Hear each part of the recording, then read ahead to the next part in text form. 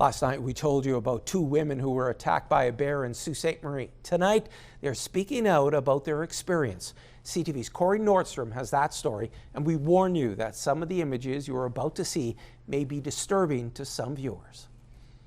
Friends Crystal McDonald and Aja Wilson, along with their dogs Mia and Rosebud, feel they're lucky to be alive today after a terrifying incident a few days ago. Wednesday afternoon, the pair came to the end of People's Road to walk their dogs on a popular trail. Just a few minutes into the rainy hike, they came face to face with a mother bear and her cubs. I turned to run, but realized very quickly that's not the correct thing to do. So the bear bit me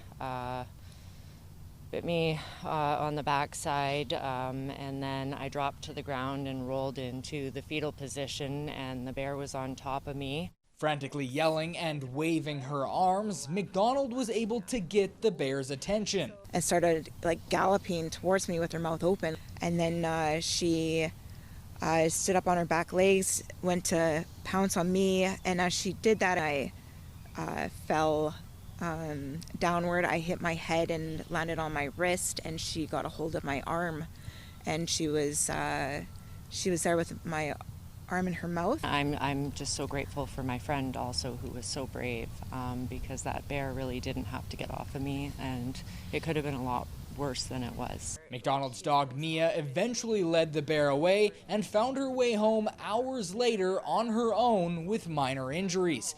McDonald suffered 2 broken bones in her arm and some bruising elsewhere. Wilson had multiple bite wounds and lacerations from the bear's claws. Rosebud came away without physical injuries.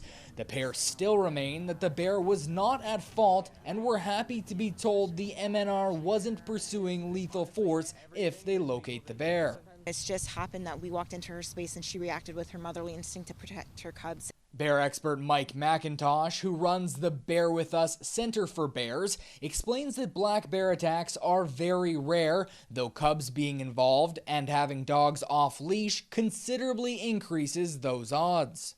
Over 50% of those attacks involved off-leash dogs. Basically, a dog on leash is an excellent deterrent.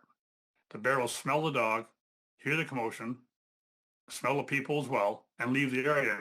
McIntosh adds that observing your environment for things like bear scat or nearby berry bushes is also important to lessen your likelihood of a run-in with a bear.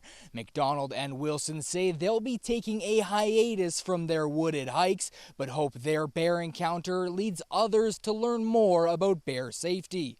Corey Nordstrom, CTV News, Sault Ste. Marie. And Crystal McDonald may have had enough of bears, but they keep popping up.